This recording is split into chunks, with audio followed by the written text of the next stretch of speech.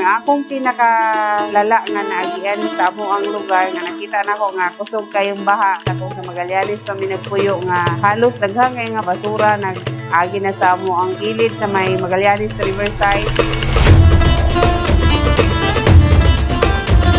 Kinahanglan jud nga limpyo ang atong tubig para sa ato ang lawas dili ta maka-dehydrate o para sa tanang tao. Water is important, especially sa among baligya, ginagamit din namo is clean jud nga tubig para pud sa customer.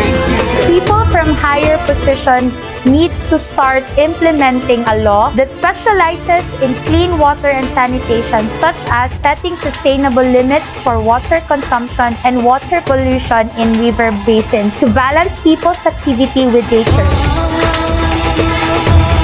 Dapat hindi mga basura, dili yun ipanglabay sa sapa. Dapat na i-segregate yun siya o nasa ibutang sa tamang kabutangan. Clean tubig to a Big future. Clean tubig to a big future.